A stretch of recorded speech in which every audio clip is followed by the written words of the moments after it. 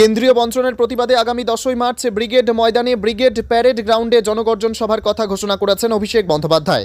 উল্লেখ্য, লোকসভা ভোটের আগে এটাই তৃণমূলের প্রথম ব্রিগেড সমাবেশ। তৃণমূল নেতৃত্ব জানান, কেন্দ্রীয় বঞ্চনা বাংলার অধিকার প্রতিষ্ঠার দাবিতে সভা হবে। সেই জনগর্জন সভাকে সামনে রেখে এক ঐতিহাসিক জনসভা অনুষ্ঠিত হল মুর্শিদাবাদের রঘুনাথগঞ্জ বিধানসভার সম্মতিনগরে। জনসভায় প্রধান বক্তা হিসেবে উপস্থিত ছিলেন পশ্চিমবঙ্গ প্রদেশ তৃণমূল মুখপাত্র দেবাংশু ভট্টাচার্য, রঘুনাথগঞ্জ বিধানসভার বিধায়ক তথা রাজ্য সরকারের বিদ্যুৎ প্রতিমন্ত্রী আখরুজ্জামান, জঙ্গিপুর সাংগঠনিক জেলা সভাপতি তথা সাংসদ খলিলুর রহমান, জঙ্গিপুর বিধানসভার বিধায়ক তথা তৃণমূলের চেয়ারম্যান জাকির হোসেন সহ স্থানীয় জেলা ও ব্লক নেতৃত্বগণ। এদিন বিদ্যুৎ প্রতিমন্ত্রী আখরুজ্জামান বলেন, এদিনের জনসভায় প্রায় কয়েক হাজার তৃণমূল কর্মী সমর্থক অংশগ্রহণ করেন। এছাড়াও তিনি আরও বলেন, কেন্দ্রীয় সরকার খেটে খাওয়া মানুষের 100 দিনের কাজের টাকা ও আবাস যোজনার টাকা আটকে রেখে গরিব মানুষকে বঞ্চনা করেছেন। তারই প্রতিবাদে কলকাতায় 10ই মার্চ ব্রিগেডের সভায় যোগ দেবেন বাংলার মানুষ।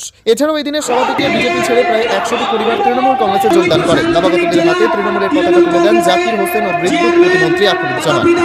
ব্যুরো রিপোর্ট, এসটিভি নিউজ, সময়ের সাথে সত্যের সন্ধান।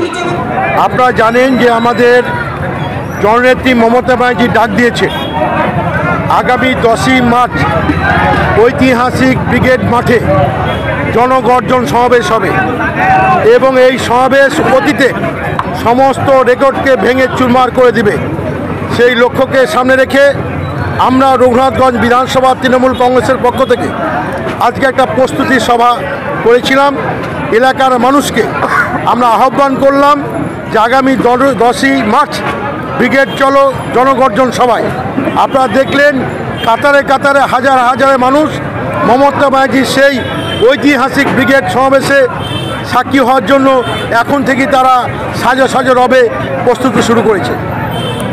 শুনুন, আমরা রাজ্য সরকারের ওপর করিনি, আমরা সামনে যে মাঠটা আছে, যে মাঠে 4-5 হাজার লোক আনবে, কিন্তু মানুষের যে এত জনসমাগম হাজার হাজার মানুষ যেখানে পৌঁছে যাবে, মানুষ যদি চলে আসে রাস্তা তো স্তব্ধ হবে, আমাদের কিছু করার ছিল না। মানে আমি ভাবিনি, গতকাল আমার এখানে যৌথমলে সিপিএমের নাকি সর্বভারত কোন নেতা এসেছিল, সুজন চক্রবর্তী, কে মীনাক্ষী, আরও কী নাম প্রচার হয়েছে দেখেছি।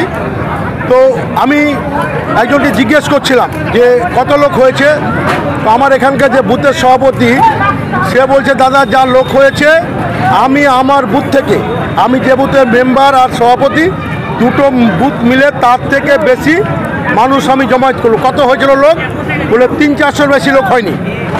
তো তারা 300-400 লোক কোথা থেকে করেছে?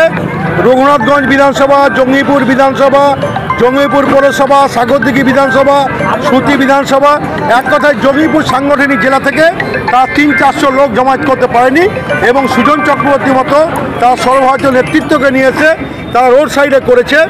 এবং এটা আমাদের একটা ঘোষিত দলের সিদ্ধান্ত আছে যে সিপিএমের বা বিজেপির কোনো রাজ্য বা জাতীয় স্তরের নেতা আসলে আমরা তাদের পাশে কত মানুষ আছে আর আমাদের সঙ্গে কত মানুষ আছে এটা আমরা দেখে নিতে চাই। তাদের যে মাঠে যা লোক ছিল তার থেকে হাজার গুণ মানুষ আজকে প্রমাণ করে দিয়েছে যে আমাদের সঙ্গে মানুষ আছে, মমতা ব্যানার্জির সঙ্গে আছে। মীনাক্ষী শুনেন, বড় বাজার হোক আর ছোট বাজার হোক, বাগান হোক, সভা তো হয়েছে, তো ওদের প্রেস্টিজ বেঁচে গেছে। বড় বাগান মাঠ মানে 1 লাখের জমাবেশ, যারা 300 লোক জমায়েত করতে পারেনি, জানি না তাদের বাধা দিয়েছে কিনা। আমাদের প্রশাসন কাউকে কোনো ব্যাপারে বাধা দেয় না, এটা আপনি মাথায় রাখবেন। ওরা প্রশাসনের নামে এটা চালিয়ে দিচ্ছে, জানে যে ওই মাঠ ভরার মতো দম তাদের নাই। চোদ্দকমলে একটা গলি যারা ভরতে পারে না, তারা বড় বাগানের মাঠ ভরার স্বপ্ন দেখে, এটা কিন্তু মিথ্যা কথা বলছে, অপপ্রচার করছে। বড় বাগান মাঠ ভরতে পারবে না সেটা তো আর মানুষকে বলতে পারছে না, সেহেতু তারা এই যৌথকমলে ছোট গলি ভর্তি করতে হয় না, এই কথা আমি বিশ্বাস করি না। প্রশাসন সব দলকে সব রকমভাবেই সহযোগিতা করে। এখানে যাবে আরও আলু পচে যাবে। হ্যাঁ, আমরা মুক্তির স্বাদ পেয়েছি, পচা আলু নিয়ে বেশি কথা বলে লাভ নেই।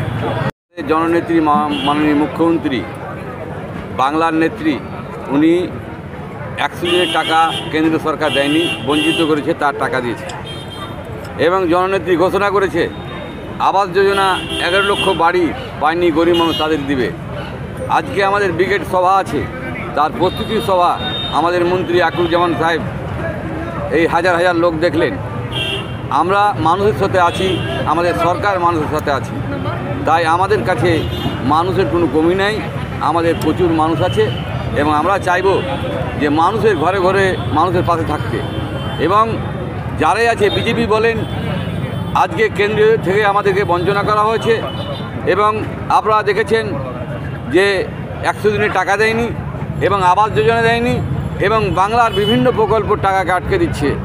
আমরা তার বিরোধিতা করছি এবং আগামী দিনে 24-এ কোনো বিজেপিও থাকবে না, কংগ্রেসও থাকবে না, সিপিএমও থাকবে না। আমরাই থাকবো, কারণ আমরাই মানুষের কাজ করছি, আমরাই মানুষের পাশে আছি।